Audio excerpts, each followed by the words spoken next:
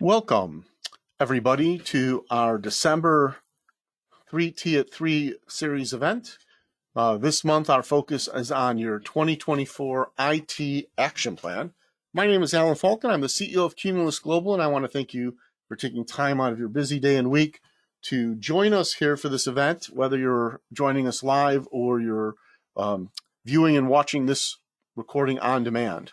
As always, a couple of quick housekeeping items. The audio is muted to prevent any background noise from interfering.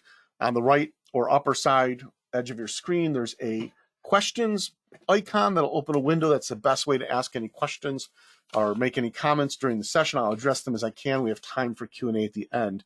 Additionally, we are recording the session. It generally takes us about 24 hours to get things posted. We'll send you a link if you want to review anything or share the content with acquaintances. Our webcast series, such as our third Tuesday at 3 today and our Coffee and Clouds series, are part of our overall resource center with a wealth of information and ideas that you can use to manage technology in your small and mid-sized organization.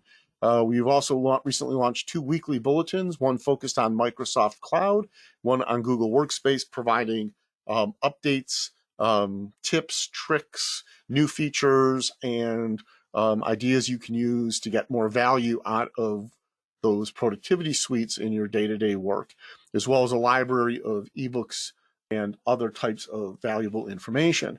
So let's dive right in. Today we want to talk about an IT action plan for 2024, and really this is going to take us through a prep cycle. When we look at an IT action plan, we always like to start with our business drivers, which we'll talk about filtering down to how we create IT initiatives. It's also a good time at the end of the year as you head into your planning to take stock and plan aspects of your IT environment. We're going to ask you to benchmark your Spark, and we'll get into what that means. Then you can prioritize what you want to do, what you need to do, and draft and manage your budget. And then obviously create specific plans and get going and execute. And we always remind people is plans mean nothing unless you execute. So it's plan and go. So those are our 5 steps we're going to follow through. So grab pencil and paper if you want, take some notes, and let's start getting your IT action plan together. So let's start with business drivers. And we see 2 aspects with business drivers that folks need to work on. Oftentimes we focus on external, what's happening with the economy, what's happening in the markets that we work in. Are there any changes to the competitive landscape? When we look at these types of, external factors, okay, so, some of the big bank leaders have been saying the U.S. economy is 6 months away for recession, but they've been saying that for 2 years, and it hasn't happened yet. Meanwhile, the stock market's growing. There seems to be a bit more, the job market is strong, even while wages, are outpacing inflation and inflation lowers. Will we hit the soft landing? You have your opinions on that. You have who you follow on that type of guidance. The real question is, given the current state of the economy and how much certainty or uncertainty in its direction, how does that impact the buying patterns of your customer and or the cost structure of your business? Are you seeing higher commodity or supply chain costs? Are there delays in your supply chain? Are you having trouble acquiring and retaining talent? What's the cost of benefits and health insurance? How does that impact your business? Those are things you don't necessarily have control over, as are shifts in the market. Is there a fundamental shift happening or incremental shifts in the market? Is that impacting customer demand? And is your competitive landscape? Do you have new competitors? Have other competitors shifted or pivoted in some way? Are you making pivots or planning to make pivots to better yourself within your competitive landscape and give yourself a competitive advantage? And those will all create business drivers or things you want the business to do and achieve, really goals and objectives and changes you're going to make to bring those in. So internally, you end up with these goals and objectives as well. And these can be in response to external business drivers and changes you think you have to make or actions you feel you need to take. It can also be internal things like better cost management, improving operational efficiencies in some of your line of business operations. And so whatever your goals and objectives, and goals can be big things like improve our gross margin, increase sales by 20%. For us as a business, we look at optimizing recurring revenue versus project revenue. and how that impacts our business. And so with those goals and objectives, you have priorities of which ones are most important to business, which one you want to tackle first, and that's generally going to target new investment and hopefully come up with some divine plans. Like, we're going to grow, if we want to grow sales or we want to enter a new market, we've got this much money to invest to do it, and the plan is going to involve marketing resources, maybe some incremental sales, some travel, whatever it might be. You've got to plan that out. And that really creates a set of business activities you're going to use. And the question is, for those business activities, how can IT support it? That's the real question. And what's your budget to implement these goals and objectives? And are you just looking at cost, or are you looking at value and managing, that aspect of the equation? In any case, all of these business drivers really come out and really create initiatives that you're going to do as a company. And so the business drivers, as I mentioned, creates business actions and plans. And those plans will generate IT requirements. And requirements is broad. It's not just if we do X with the business, we must do Y with IT. It could be, if we're going to do X with the business, we don't have to do Y, but if we do Y, it enables it. If we do Z, it gives us additional capabilities beyond that for the future too, right? So you generate IT requirements to support those business actions and plans and any changes you're planning in your business. And those IT requirements would then generate IT initiatives, IT projects that you're going to put in place to support specific business actions and plans. And again, those business action plans can be something as grandiose as entering a new market, or it can be as mundane as, I don't even want to say mundane, it can be as internally focused as, streamlining the process to get a proposal out the door, right? And there can be an IT initiative to support that.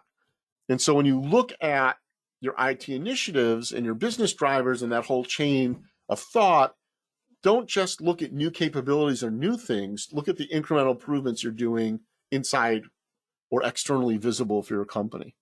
And that's the initiative taking stock. Don't forget to go back to life cycle management of your IT resources as well, because this is easy to do, right? You've got hardware and software that has end of life cycles to it, might be due for upgrade or replacement. It's a good time to step back and look at the usage and value of some of the software tools you have, your support contracts, what subscription type services are coming up for renewals, and similar assess with any services you've contracted with, whether it's a technical service or a professional service. Hey, you've got a relationship with a managed service provider. How are you using it? Is it providing value? What does the contract look like? What is it coming up for renewal? What could be the impact of that? Is it time to step back and say we want to continue, or we want a different path? And so business drivers in your initiatives will influence some of the forward-looking aspects of your life cycle analysis. But at the very least, make sure for example, that if you've got a 7-year-old server and you've got a backup server that's 5 years old, that you may be due for some replacement, upgrade, or repurposing, or I should say redeploying, right? So the life cycle can also take into hey, is it time to take this on-premise and bring it into our cloud ecosystem? Can we do that? And those types of decisions, as you look at aging out, retiring, the ongoing value and cost of running your existing IT. And so taking stock and plan becomes this holistic approach. You're looking at, things that, are often considered just maintenance and sound operations, as well as strategic initiatives. But on both sides, it's what can we be doing better to support the business in the future and in the coming year. And that's where, as you look at the life cycle of your current IT, you may shift the way you deliver those capabilities and that capacity to your team. Next, we want to benchmark your Spark, and we're trying to keep these under a half hour, so I'm going to do very quick. But Spark is our acronym for our model. It starts with security, includes performance, access, reliability, and cost for your IT. And again, you've taken stock of your hardware, software. That's the inventory analysis, end of life. How do we want to deal with that life cycle? We've got initiatives driving it. But now let's take a look at security, right? And our model is the security CPR model. Do you have all the pieces in place that you need given the ongoing threat to small businesses of cyber attack and the changing nature of that attack, as well as increased demand for IT services that are compliant, right? Either compliant with new regulations coming out at the state level, we're seeing a lot of that, as well as industry expectations. So for example, earlier this month, we blogged about Google changing rules on how it treats inbound email going into Gmail and Google Workspace, that if senders don't comply, email is less likely to reach the recipient and is more likely to be blocked, and domains are more likely to be blocked. And it can have a major impact on email marketing campaigns as well as day-to-day communications, right?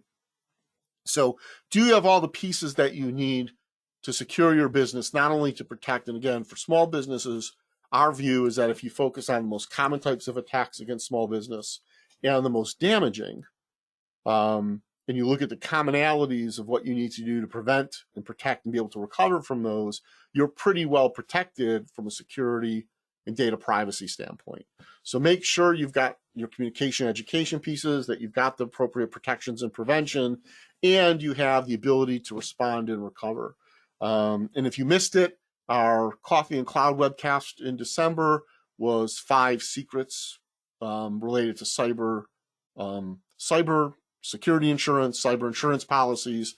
It's really 5 things you need to think about and to act on before you fill out the application. So that's something to check out that relates to this. Performance. How's your environment working for you? Is your networking function? Do you have direct access to what you need? Are systems performing well? Are your applications performing well? This is a capacity and capability. This is old school IT. Are people complaining that their computers are slow, that they can't log in, it takes too long, etc. Access. How well are you supporting your local and remote users? Are you providing a single user experience for people who are hybrid? Is that access secure? You're managing identities well in a secure way. Again, it sort of ties back into the security component, but it's key. And then where's your reliability? Are your systems reliable? Are you having outages? Have you had downtime? What do you need to do to fix that if you have? And even looking forward, do you have business resiliency in place? Are you able to avoid disruptions and downtimes? And if something bad happens, do you not only have the ability to recover any information or any systems that may be damaged or lost, do you actually have the ability to quickly return to operations while those repairs are being made? And is that a necessary component of your strategy? And should it be? Is that ability to return to normal operations before you can return to normal operations, minimize sort of the business liability around disruption? Okay, and finally is cost. Have you stepped back to look to see, and this gets into your business priorities and how you manage your business fiscally, right? Is it important to reduce capital expenditures? Are you managing your operating costs, or are there areas where you might be doing excessive spending? And we always ask people to look to avoid redundancy and shadow IT, is that not only increases your cost, but it increases the risk of data leak, data breach. It effectively creates a declining liability environment where you run the risk of civil or criminal liability around the information and what you're doing, as well as potentially contractual violations as far as failing to protect intellectual property or confidential information of your customers or your partners. And so, when we look at cost, it's not just how many dollars are in the budget and how big's the capital. Is it in the right space? Is it on track? Have you reviewed those expense lines to make sure you're not double paying for capabilities? And are you not paying for shadow IT that has other risks above and beyond cost as well? Okay, that's step 3. Once you sort of have that assessment, you now have the basic information.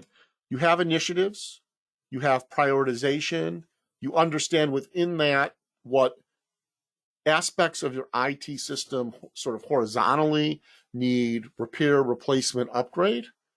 And all that comes in, you come and you have a budget number. You have an amount of money your business can afford to spend on IT. So our, part A of prioritizing budget is the set priorities, right? And we suggest, dropping them into 3 buckets. One is your ongoing operating expense. This is where you're going to be paying for your cloud services, other online and IT services, whether it's technical or human, professional services, and the resources you need. That could be us, that could be, your MSP or a support provider, or field services if you need it. Separate that from your life cycle expenses, which is your hardware and software replacement and upgrade, sort of that ongoing maintenance that can often be pushed out and overlooked, but will come back to bite you sometimes horribly when something fails. And the third is investment, right? This is where, okay, I'm going to spend money. It may be capital expenditure. It may be operating expense with some upfront fees or development work. But this is where you're investing in things such as process and workflow improvements, capital expenditures in new equipment or new systems, or you're investing in adding new capabilities or new capacity to your environment. So this isn't the, hey, someone once said to me, hey, I'm a small business. I really invest in technology. I update our laptops. I replace our laptops every 3 years. And my response was, that's not investment, right? That's life cycle expense. Laptops have a life expectancy. After 3 years, chances are there's reliability issues or you need better performance given what you're doing on the laptop and how you're using it. Investment is saying, gee, I'm going to bring someone in who's going to low code us and automate a procedure, or I'm going to add some software that templates where I can cut my time to write a proposal down from 3 days to 4 hours. That's an investment because that has a return on value to the business. You have those priorities, then you build your budget. We recommend you allocate your budget into those 3 categories. How much of what you can spend on IT is going to be ongoing operating expenses, how much are life cycle expenses, and how much are you able to invest, right? And within each category, you have, of course, your prioritized list of IT initiatives and plans and costs. And so you can then at that point fund down the list. And generally, you're going to fund all of your operating expenses, but you may say, gee, in the life cycle expenses, we have, 3 laptops that must be replaced, 2 that should, and 1 we'd like to. When you fund down the prioritized list, you might say, well, gee, the amount of money I want to allocate or have available only lets me do those top 3 or maybe the top 4, not all 6. And that's fine. You fund down the list. You start at the top priority, you fund it. How much money's left in that, in that part of the bucket, fund the next one if you can. And do the same thing with investments.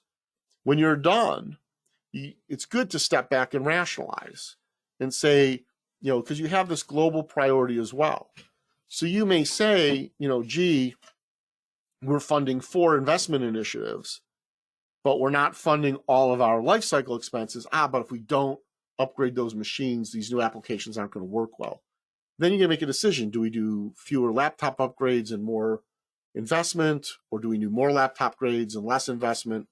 It's all a balancing act, right? But you can take a step back and build your budget that way. After that, it's plan and go, right? You have initiatives, you know which ones are funded, you have a priority. And so the first thing we talk about is when you schedule is take those initiatives and turn them either into a project, if it's large enough, or a set of actions you're going to take. And not just what it is, but think about when over the course of the year you're going to do it, who's primarily responsible and who needs to be involved, and how's that project going to run, right? So, ideally, you have a concept of, just, hey, this is an action we need to take at this point in the year versus, hey, it's a small project, which means a certain amount of effort or a certain time, duration of time, or it's a large project, right? Even if it's rough like that, understand what you're going to do. It's easy to say, gee, I've got these 4 initiatives and these operational changes I want to make, and say, okay, January, here we go, we're going to do them all. But reality, you can't do, it's really hard to do everything right at once, and you want to spend the effort and the money over the course of the full year. So sort of come up with that schedule, and as you do, it's the conflict cross-check game. right? What are there dependencies between the actions you're taking, right? Like it doesn't make sense to roll out new IT services if your users need an upgrade of their laptop to run them effectively. And you don't want to roll out the new service until the laptops are in place. Is one overly simplified example of some of the dependencies you might have. Look at your resource availability, and oftentimes we forget to look at our business cycle limitations, right? I think everyone's smart enough to know that a CPA firm shouldn't be doing technology changes in the months, in the many weeks and a few months leading up to the March 15th and April 15th tax filing deadlines for businesses and people. Even though many people get extensions, it's your busy season, right? So you have to look at where's your busy season, where's a down season, where's a natural part, given the project in your business cycle over the course of the year, that you can do it. We've worked with organizations who say, we know this project is going to take, a few months, but we need to chop it up so that no work is happening on the project, between the middle of the last week of the month and the middle of the first week of the next month because of our month closing process. We just can't dedicate the human resources to do our part of the project during those times. And so that's sort of that cross-checking of conflicts. And then finally, it's the follow-through, right? All these plans, priorities, budgets, don't do anything if you don't follow through and actually execute. So you've got to follow through on your plans, the schedules, and yes, the spending.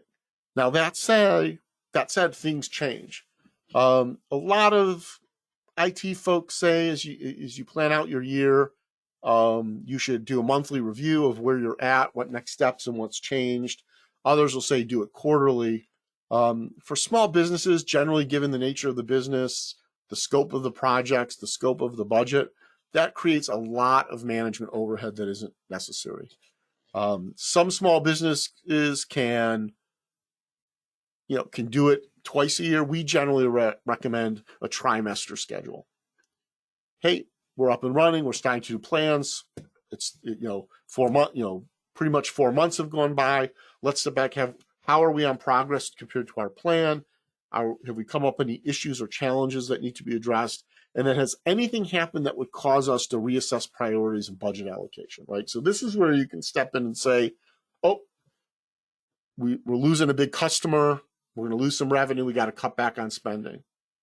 Let's reprioritize and adjust the spending on IT through the end of the year. Or, hey, we're winning a big customer, or we want a big customer. We're going to be hiring staff.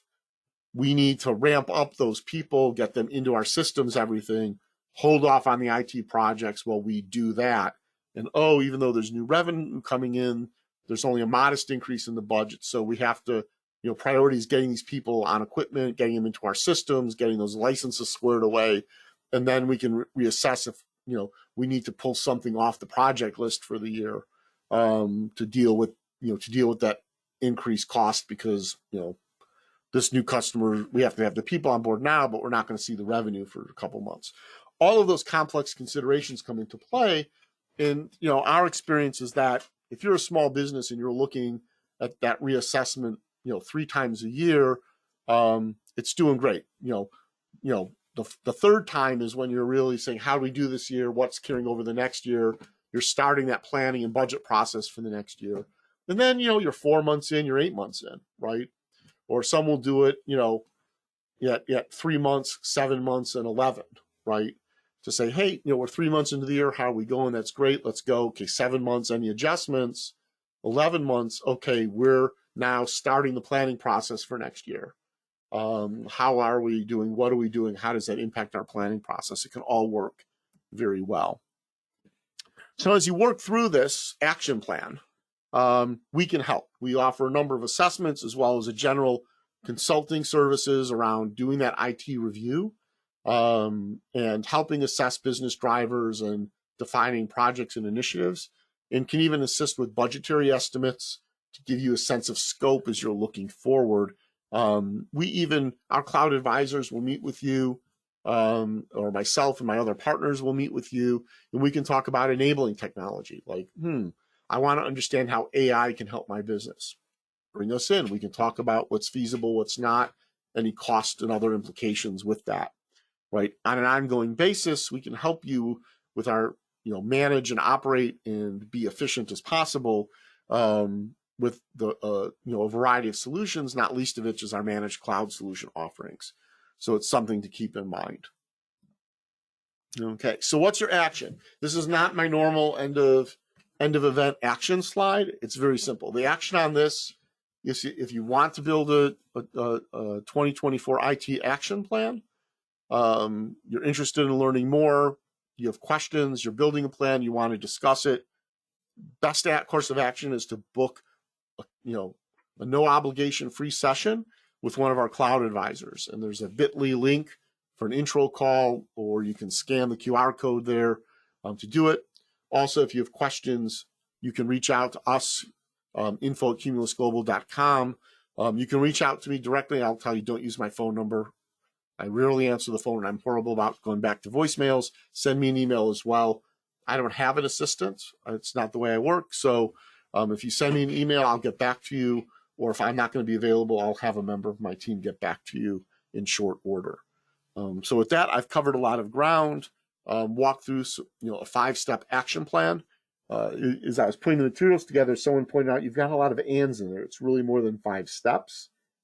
Yeah, okay, it's probably 8 or 9 steps, but it's 5 big steps with sub-steps, I guess, to go through to come up with an action plan for the year that aligns with your business goals and objectives, is respectful, addresses your priorities, doesn't just focus on shiny new objects, but ongoing operation and ensuring that you're staying current with upgrades and refreshes so you don't create unwanted problems down the road, and respectful of that budget that gets mapped into those priorities in a prioritized way. So at this point, I'm going to open the floor up. As we're close to the bottom of the hour, I'm going to open the floor up to any questions. So if you have any questions, now's the time to open up that question window using the icon on the top or right-hand side of your screen and ask away.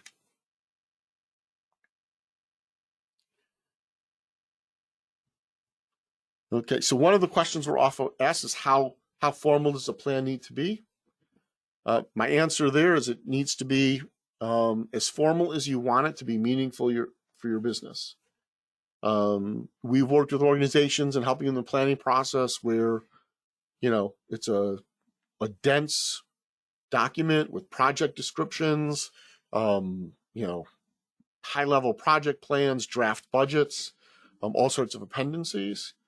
We've worked with, businesses that say, hey, here's where the business is, here's what we're trying to achieve. To do it, we're going to do X, Y, and Z with technology. Here's the rough timing. We have the budget for it. Let's go ahead. It's a set of, 8 to 12 slides in a slide deck. Okay. So with no other questions at this point in time, I want to thank you for joining us here this afternoon. We appreciate you taking time. Again, if you're watching this live, we'll get the recording out to you. If you have watched the recording and have any questions or want to discuss things further, definitely reach out. We'll send a follow-up note when the recording's available and to see if we can assist you in any way. Thank you so much. Have a great day. Have a great week. And we hope you will join us at another event soon.